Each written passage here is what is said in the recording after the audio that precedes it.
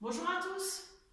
Dans cette vidéo, je vais vous parler des étirements ou des assouplissements de manière générale. On me pose souvent la question, quand est-ce que je dois faire des étirements? Est-ce que je dois les faire avant la séance, après, complètement isolé? À quoi ça sert? Un peu toutes ces questions-là. Donc je vais essayer de vous éclaircir là-dessus. Alors, pour bien comprendre, pour bien démarrer déjà, on va faire la différence entre assouplissement et étirement. Même si c'est un petit peu la même chose, vous allez me dire c'est pareil, mais en fait l'intérêt ne va pas être le même dans les deux.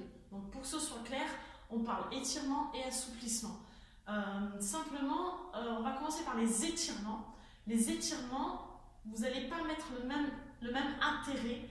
Quand vous faites des étirements, vous cherchez simplement, purement et simplement, à gagner de la souplesse. Donc du coup, les étirements, vous allez les faire non pas en fin de séance. Maintenant, on ne fait plus faire les étirements en fin de séance.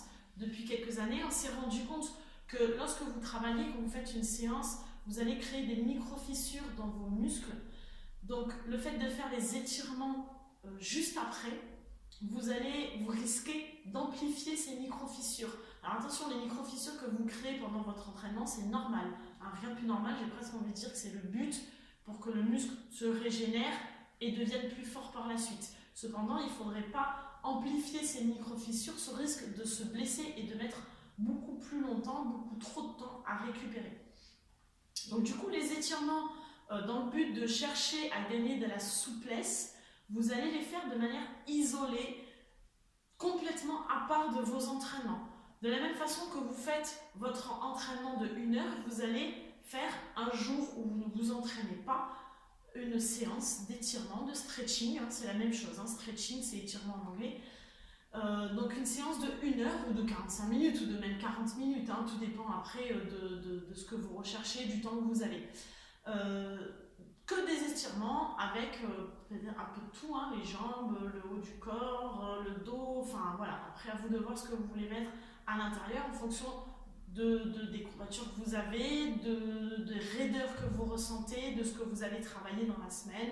Si vous avez travaillé beaucoup plus les bras, vous allez peut-être faire un peu plus d'étirement au niveau du haut du corps. Voilà. Après, le contenu va varier en fonction de chacun. Donc là, les étirements, c'est vraiment recherche de souplesse, on les fait à part. En ce qui concerne les assouplissements, donc pourquoi je fais la différence entre les deux? Parce que les assouplissements, on va les faire avant et peut-être, c'est pas obligatoire, mais peut-être après la séance. Mais l'intérêt ne va pas être le même. Donc vous n'allez pas les faire de la même manière en fait. Vous allez vraiment avoir des ressentis différents. C'est vraiment, j'insiste sur le fait que ce soit différent au niveau du ressenti. C'est vous qui devez ressentir ça. Les assouplissements en début de séance, je les recommande après un échauffement simple et rapide des articulations. Je vous recommande de faire des assouplissements sur vos muscles, sur vos articulations, pour avoir une meilleure amplitude par la suite dans vos mouvements. Je vais prendre un exemple simple. Si vous avez des squats qui vont arriver dans votre séance, vous voyez que dans votre séance il y a des squats, vous allez vous étirer un petit peu au niveau des cuisses, au niveau des fessiers.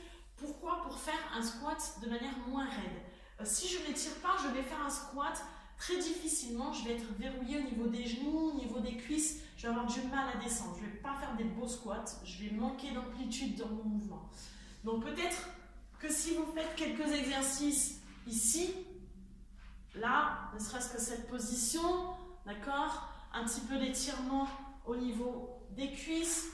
Je vais rapide dans cette vidéo, je ne veux pas vous montrer des étirements, je veux juste vous expliquer à quoi ça sert.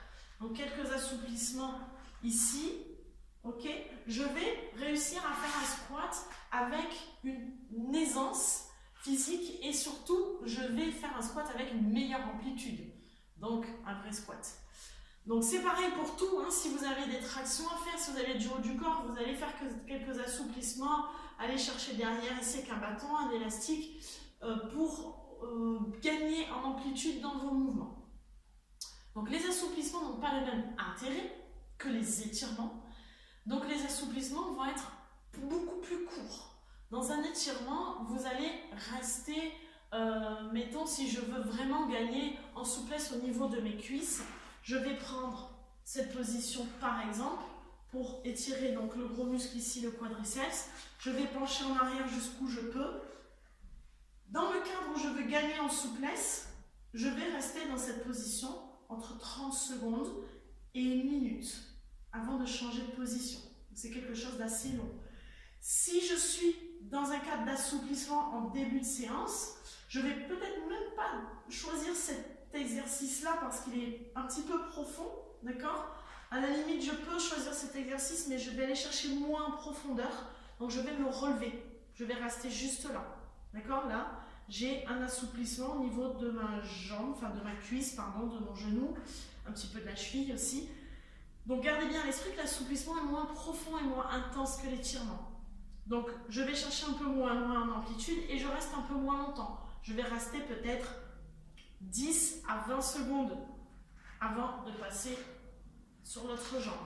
Ici, voilà, tranquillement, je ne vais pas chercher en profondeur.